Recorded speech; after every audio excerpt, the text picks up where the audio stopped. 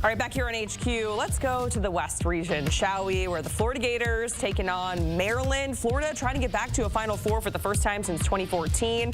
Had to beat the defending champs to get here. It was a tight one, and Maryland had a very dramatic moment to get to the Sweet 16 as well. They were all tied up with Colorado State, and Derek Queen said, "Give me the bleeping ball." He got it all right, and he makes the basket right at the buzzer. This is, you see it here, Derek Queen saying, "Give me the ball," and it's in to send the Crab Five to the Sweet 16. They're all going crazy. Here's how the decision went behind that shot, how it all went down leading up. Take a listen. You know what? I asked everybody. I said, "Who wants the ball?" And he said, "Give me the MF ball." And I said, "All right, you're getting it." And I said, "Don't mess around. Go after it and do it." And I give him a lot of credit, man. The big dog came up and threw. Willard's someone who basketball players listen to. And what has he meant to you guys in the short time he's been with you? First, he do pay us the money. And then so we got to listen to him, and we all trust him because he's like a player coach. and then he want nothing but the best for us, and he just he coaches hard. He talked to us other than basketball. He's just always there and just want us to win. And that's where we're at in college basketball in the age of NIL, where if you get paid, you better listen to your coach, right? Kyle Boone, Avery Johnson back here with us. What a phenomenal game that Maryland had against Colorado State. It was toe-to-toe. I thought Colorado State was going to pull it off, and Derek Queen obviously had other plans. Avery, if you were in a close situation like that, you win at the buzzer, how much more juice does that give your team moving on when you're advancing to the next round? Well, games in tournaments are very cyclical, so Maryland really feels good about themselves. And the MF ball, magnificent, fantastic ball, okay? That's what we'll call it. Right? So, yeah, it's great because it's such a boost. But we've got to remember, during the season, I remember Derek Queen was working on that move. I saw a little bit of a documentary about Maryland's practice, and he was working on that sweep move, or pull-through move, as we call it, on what that play is called an isolation hold, or an isolation, I used to call it ear for Dirk Nowitzki. So I've seen it and ran it a million times. But it just shows that all of your hard work when nobody's around, that can pay dividends for you. That he's made that move a million times in an empty gym. Yeah. People talk about the game-winning shot I made for the Spurs in 1999 to win the championship. I missed it 10,000 times, but I was always willing to take that next one, and to see this young man as a freshman tell the coach, implore the coach, "I want you to run this play for me. I want that responsibility." I'm very proud of him. Yeah, even if you make that shot 10,000 times and you make it once when it counts, that's what we're going to remember, right? Kyle, when it comes to Maryland, how impressed are you with what Derek Queen was able to do, to Coach's point, as a freshman? And he's a hometown guy as well. It's impressive. I mean, this is, I think, in any late game situation, when the game is on the line, most of the time you're going to a forward, you're going to a guard, someone who can create their own off the bounce. I think it says a lot about Maryland and the way this roster is constructed, that they go to their 6'10", 6'11" big man to say, "Hey, take the ball up at the top of the key and just see what you can do. And oh, by the way, just go and make a game winner." And so, like, it's very impressive the way that this team has had success this season, particularly late, playing through their bigs and Derek Queen and Julian Reese, who are so skilled creating off the bounce. It makes for a really interesting matchup against a Florida team that probably has the best front line in college basketball. But you have to give Maryland its flowers and Kevin Willard his flowers, because the way this roster is constructed, not many teams are going to their freshman big men in that situation. That's exactly what they did. Let's talk about the Florida Gators, because we all, coming into the tournament, we love to look at the path. Which one seed has the most difficult path to the Final Four? And for most people, they're saying Florida, right, in that West region. And a lot of it had to do with the sort of coaching that we saw, the coaches in that region. And when you get UConn and Dan Hurley in the second round, it's hard to argue that. I almost passed out, Coach and Kyle, during that game. I was not okay. They squeaked out a win. Kyle, do you feel better about this Florida team that they are battle tested early on like that, or does it concern you moving forward? Breathe, woosah, woosah. I think it's a good thing. This Florida team, I think, coming off the run that they had at the SEC tournament, where they looked like the best team in college basketball, they come into the first round of the NCAA tournament and they blow the brakes off of their opponent in the first round. They get a scare from UConn. The second half of that first round wasn't doing it for me. I just got to say that. They get a scare from UConn and they survive. And I think sometimes it takes some breaks, it takes some lucky bounces. Sometimes you have to prove it through metal. And this Florida team, they got it out the mud, right? Like they had to go and get it against a UConn team that made them go and take it. Walter Clayton was tremendous, and they were able to survive and escape. Now we'll see what they do moving forward here. Probably more scares in the future, but this Florida team, I think it sometimes to go and win national championship, you have to go and survive in close games like that. Hey, to beat a man, you got to beat the man. That's right. Yeah. And this Connecticut team, they're a tough, hard-nosed team with the self-appointed best coach in basketball, Coach Dan Hurley.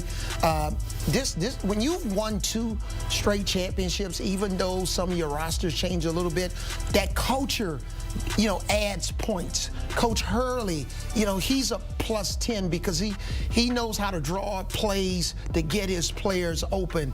Any other team Florida plays in the second round or around the 32, they probably blow them out. But you're playing against UConn, and UConn coming in. When have we seen UConn as an underdog in the tournament the last 2 years? So UConn really didn't have anything to lose. They were playing with house money, 2 championships. Hey, nobody believes we're going to beat Florida, and they played an extremely physical, tough game. But Florida really showed me something gutting out that win. Okay, and also when we talk about Florida, you can't not talk about the depth, right? Because even if Chinyelu is going to get in some foul trouble, maybe you got Micah Hayden locked in, we got Thomas Houck, you got the guys that can go up, Alex Condon, who can get those boards. Do you think, Avery, that the Crab 5, because maybe one of the best starting 5 that we're seeing as of late, but at this point in the season, can they hang with the depth of the Florida Gators in the Sweet 16? No, I don't think so, because I don't think 5 players from Maryland is going to beat this great 8, is what I call them, from Florida. That depth matters, and you just don't know about foul trouble. Yeah. Florida really puts a lot of pressure on your team because they offensive rebound at such a high level, and because of that, they just wear you down. And Maryland, independent of who they play in the Big Ten or Colorado State, you're playing against an NBA squad. This Florida team is special, and there's so much versatility, size, and when you have a guy like Elijah Martin, see, Walter Clayton is going to get all the credit. The threes off the dribble handoff on the right side, great, but the winning plays that this young man made, who went to the Final Four 2 years ago, loose ball, tip out to Walter Clayton, drive, score. Offensive rebound on the free throw, dunk. Yeah. A big stop here. Just his leadership. And I don't see an X factor on Maryland's team like Elijah Martin. Yeah, Elijah Martin and Will Richard. I feel like they're just the constants, man. Like, I know Walter Clayton, he is a first-team All-American for a reason, but those guys just make me feel so much better knowing that they're right behind him. Speaking of Walter Clayton, we're talking about players to watch, and he, of course, is your player to watch in this matchup, Kyle. Yeah, let's watch the best player in this matchup. It's Walter Clayton Jr. He's had 46 points the first 2 rounds for Florida, and he was tremendous in the second half, digging Florida out of a deficit against UConn and really rallying that team down the stretch to get into the Sweet 16. His ability to, as Coach said, to make shots off the dribble. He is his own offensive ecosystem, and Florida has so many depth pieces around him that they don't really rely on him as much as maybe other teams would. Right. But when they need him to step up, and they did need him to step up against UConn, he's able to do it. He has the star power to really pace Florida and potentially continue to make this run for the Gators. The most impressive player in this performance, the biggest player to watch in this game. Coach, when we were looking at Todd Golden, Kevin Willard, who do you think has the coaching edge? Because definitely a different situation here in terms of the coaches than when we were talking about Bama and BYU. Absolutely, and when we were talking about Bama and BYU, you know, Coach Kevin Young first year. Yeah. But Coach Todd Golden, another young coach, and with all due respect to Coach Kevin Willard, I covered him in the NCAA Tournament a couple of years ago when he was at Seton Hall. He's an outstanding coach. The Crab Five, he's done a magnificent job with this team. But the one thing that Coach Todd Golden has that Coach Kevin Willard doesn't have, he's got Walter Clayton Jr. And with all due respect to Jacoby Gillespie from Maryland, I think Walter Clayton is the best player left in the tournament. Wow.